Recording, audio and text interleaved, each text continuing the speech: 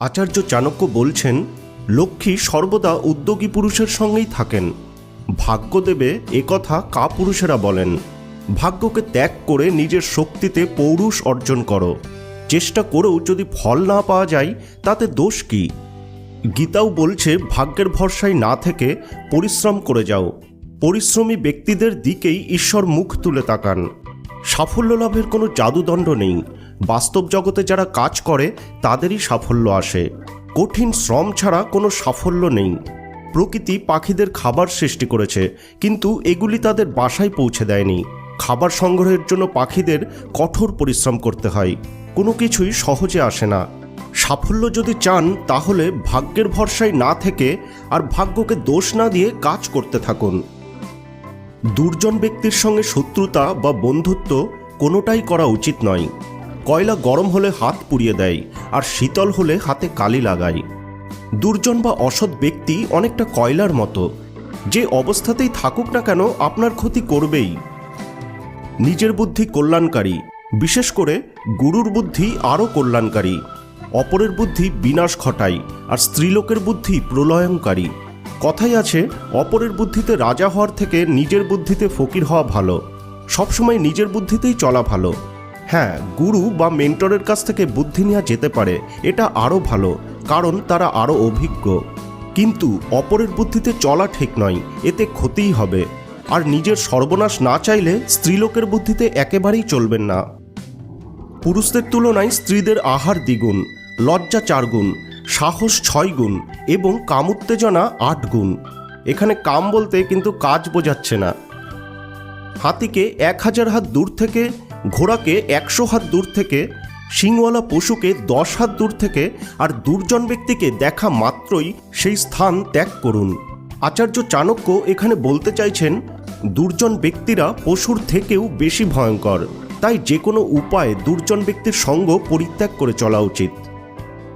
যে বন্ধু একবার শত্রুতা করেছে তার সঙ্গে আবার বন্ধুত্ব করতে চাওয়া ও সাপকে হাতে ধরে নিজের মৃত্যুকে ডেকে আনা একই জিনিস। কোনো বন্ধু একবার শত্রুতা করে ফেললে সে আবারও ক্ষতি করতে পারে, তাই তাকে বিশ্বাস করে আবার বন্ধুত্ব করা উচিত নয়। যেখানে শ্রোতা নেই সেখানে বক্তারা কি করবেন? যেখানে উলঙ্গ সন্ন্যাসীরা বাস করেন সেখানে ধোপার কি প্রয়োজন? আচার্য চাণক্যের এই নীতিটি ব্যবসায় খুব বড় শিক্ষা দেয়। আগে দেখুন, আপনি ব্যবসায় যে প্রোডাক্ট বা সার্ভিস বিক্রি করতে যাচ্ছেন তার ডিমান্ড কী রকম। আপনি টেকো লোককে চিরুনি বিক্রি করতে যাচ্ছেন না তো। উদ্যম, সাহস, ধৈর্য, বুদ্ধি, শক্তি এবং পরাক্রম, এই 6টি গুণ যেখানে থাকে সেখানে দেবতা সহায়তা করেন। অর্থাৎ আচার্য চাণক্য বলতে চাইছেন, এই 6টি জিনিস যার মধ্যে উপস্থিত, ভাগ্য তার সঙ্গে থাকে। উপকারের দ্বারা বশ করে এক শত্রুর দ্বারা অপর শত্রুকে দমন করা উচিত। ঠিক যেমন হাতের কাঁটা দিয়ে পায়ের কাঁটা তুলতে হয়, যেমন লোহা দিয়ে লোহা কাটতে হয়, তেমনি এক শত্রুর বিনাশের জন্য আরেক শত্রুকে নির্বাচিত করা বুদ্ধিমানের কাজ।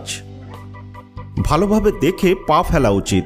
কাপড় দিয়ে ছেঁকে জলপান করা উচিত। সত্য কথাই বলা উচিত। মন যেমন চাইবে তেমন কাজই করা উচিত। অর্থাৎ এখানে আচার্য চাণক্য বলতে চাইছেন, যে কোনো কাজই সাবধানতা অবলম্বন করে করা উচিত। আর যে কাজ করলে নিজে ভালো থাকা যায় সেই কাজ অবশ্যই করা উচিত। আজ্ঞাবহ ভৃত্যের মান সম্মান থাকে না। ক্রোধী ব্যক্তির সুখ থাকে না। নারীরা কথা গোপন রাখতে পারে না। দুর্জন ব্যক্তিরা বন্ধুত্ব স্থাপন করতে পারে না। যা দূর থেকে আরাধ্য এবং দূরে অবস্থিত সেই সবই তপস্যার দ্বারা পাওয়া যায়। তপস্যা দূরকে অতিক্রম করতে পারে। যে কোনো দুর্লভ বস্তু আমাদের নাগালের মধ্যে থাকে না।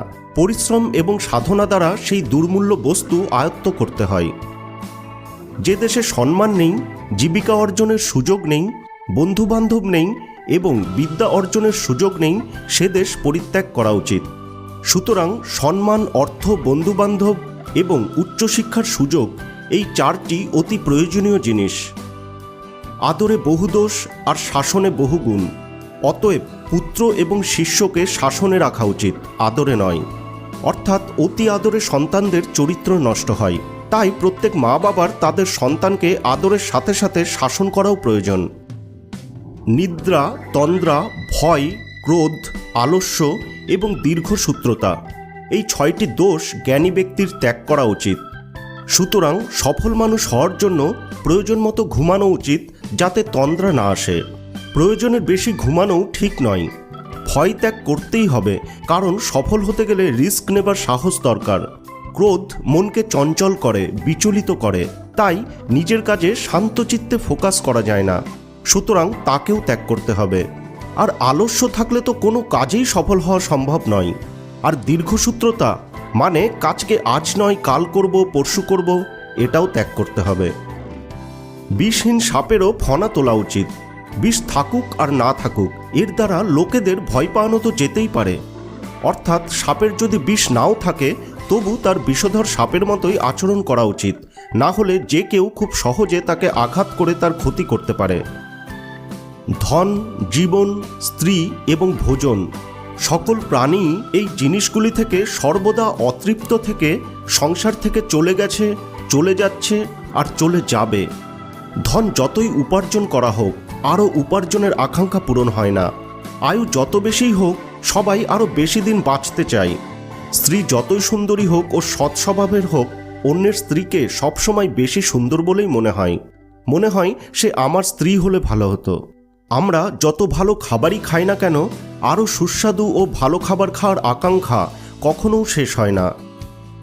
গাধা বিরামহীনভাবে ভার বহন করে, শীত গ্রীষ্মের বোধ তার নেই, সর্বদা সন্তুষ্ট মনে বিচরণ করে। এই 3টি গুণ গাধার থেকে শেখা উচিত। অক্লান্ত পরিশ্রম করা, সব পরিস্থিতিতে নিজেকে মানিয়ে নেওয়া এবং সবসময় খুশি থাকা, এই গুণগুলো অর্জন করতে পারলে জীবন সুখের হয়। সাধুদের দর্শনে পুণ্য হয়। সাধুরা তীর্থস্বরূপ। তীর্থের ফল দেরিতে ফলে, কিন্তু সাধু সঙ্গের ফল সাথে সাথে পাওয়া যায়। এখানে আচার্য চাণক্য সাধু বলতে সৎ এবং মহৎ ব্যক্তিদের বোঝাতে চেয়েছেন। এরকম সৎ এবং সজ্জন ব্যক্তির সঙ্গের ভালো ফল খুব তাড়াতাড়ি পাওয়া যায়। যার অর্থ আছে তারই বন্ধু লাভ হয়, যার অর্থ আছে তারই আত্মীয় স্বজন লাভ হয়, যার অর্থ আছে সেই পুরুষরূপে গণ্য, যার অর্থ আছে সেই পণ্ডিত বলে পূজ্য। সুতরাং জগতে অর্থই সর্বশক্তিমান। অর্থ থাকলে সব কিছু পাওয়া যায়, বন্ধু বান্ধব, আত্মীয় স্বজন, মান সম্মান, শৌর্য, পাণ্ডিত্য, সব কিছু। সবজির থেকে 10 গুণ বেশি শক্তি আটায় থাকে, আটার থেকে 10 গুণ বেশি শক্তি দুধে থাকে, আবার দুধের থেকেও 10 গুণ বেশি শক্তি মাংসে থাকে, এবং মাংসের থেকে 10 গুণ বেশি শক্তি থাকে ঘিয়ে। এখানে আচার্য চাণক্য ঘিয়ের অসীম গুণের কথা বলেছেন। শোক থেকে রোগ বৃদ্ধি পায়, দুধ থেকে শরীর বৃদ্ধি পায়, ঘি থেকে বীর্য বৃদ্ধি পায়, আর মাংস থেকে মাংস বৃদ্ধি পায়। অর্থাৎ দুধ এবং মাংস শরীর বৃদ্ধি করে, শরীরের শক্তি যোগায়। ঘি পৌরুষত্ব বৃদ্ধি করে, আর শোক, দুঃখ, দুশ্চিন্তা এগুলো কেবল রোগের বৃদ্ধি করে। নিজের স্ত্রী, ভোজন এবং উপার্জিত ধনে সন্তুষ্ট থাকা উচিত। প্রভুর নাম স্মরণ এবং দানের ক্ষেত্রে সন্তুষ্ট থাকা উচিত নয়। অর্থাৎ সুখী মানুষ হতে গেলে নিজের স্ত্রী সুন্দরী হোক বা না হোক তাতে, ভোজনের ক্ষেত্রে ও নিজের উপার্জিত ধনে সন্তুষ্ট থাকা প্রয়োজন।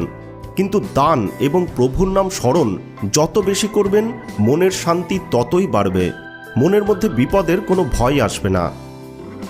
বিদ্যার মতো বন্ধু নেই, ব্যাধির মতো শত্রু নেই, সন্তান স্নেহের মতো স্নেহ নেই, আর দৈব অপেক্ষা শ্রেষ্ঠ বল নেই। ছাগলের সঙ্গে ছাগলের যুদ্ধে, ঋষিদের শ্রাদ্ধ কাজে, সকালবেলায় মেঘের গর্জনে এবং স্বামী স্ত্রীর দাম্পত্য কলহে, এগুলির প্রারম্ভকালে প্রচুর আড়ম্বর থাকলেও শেষে কাজ খুব কম থাকে। দুটি ছাগল যখন লড়াই করে, দেখবেন দূর থেকে ছাগল দুটো শিং উঁচিয়ে খুব জোরে দুজনার দিকে তেড়ে আসে, কিন্তু যখন দুজন শিং ঠেকায় তা খুব আস্তে ঠেকায়। সেরকম স্বামী স্ত্রীর ঝগড়াও শুরুতে বিশাল তেজে শুরু হয়, এ বলে আমায় দেখ, ও বলে আমায় দেখ, শ্বশুর শাশুড়ির কথা চলে আসে, পারলে 14 গোষ্ঠীর কথা চলে আসে, কিন্তু একটু পরেই থেমে যায়। দান হলো হাতের ভূষণ, সত্য কথা হলো কণ্ঠের ভূষণ, কানের ভূষণ হলো শাস্ত্রপাঠ শোভন। সুতরাং অন্য ভূষণের আর প্রয়োজন কি? অর্থাৎ আচার্য চাণক্য বলছেন, দান করা, সত্য কথা বলা আর শাস্ত্রপাঠের দ্বারা নিজের জ্ঞান বৃদ্ধি করা, এই 3টি অলঙ্কার যার আছে তার অন্য কোনো অলংকারের প্রয়োজন নেই। যা করা হয়ে গেছে তা আবার করা অর্থহীন। ঠিক যেমন মৃত ব্যক্তির পুনরায় মৃত্যু হয় না, যা অতীতে হয়ে গেছে তার জন্য অনুশোচনা করা উচিত নয়। এটাই দেবজ্ঞদের অভিমত। অর্থাৎ যা ঘটে গেছে তা নিয়ে চিন্তা না করে অতীত থেকে শিক্ষা নিয়ে ভবিষ্যৎ সম্বন্ধে ভাবনা করা উচিত। অন্যের ভুল থেকে শিক্ষা নিন। আপনি এত বছর বাঁচবেন না যে সবকটি ভুল নিজে করে শিক্ষা নেবেন। সবথেকে বড় গুরুমন্ত্র হলো আপনার গোপন কথা কাউকে বলবেন না। এটি আপনাকে ধ্বংস করতে পারে। সব বন্ধুত্বেই কম বেশি স্বার্থপরতা থাকে। স্বার্থপরতা ছাড়া কোনো বন্ধুত্ব হয় না। এটি একটি নির্মম সত্য। বন্ধুরা, ভিডিওটা ভালো লাগলে অবশ্যই লাইক দিয়ে দেবেন ও কমেন্ট করে জানান কোন নীতিটা আপনার সব থেকে ভালো লাগলো। ভিডিওটিকে শেয়ার করে সবার কাছে পৌঁছে দিন, যাতে তারাও এগুলো জেনে নিজের জীবনকে সুন্দর করে তুলতে পারেন। আপনি নতুন হলে চ্যানেলটিকে অবশ্যই সাবস্ক্রাইব করে নেবেন এরকমই গুরুত্বপূর্ণ ভিডিও সবার আগে পেতে। ভিডিওটি দেখার জন্য অসংখ্য ধন্যবাদ। ভালো থাকবেন, সুস্থ থাকবেন। দেখা হচ্ছে পরের ভিডিওতে।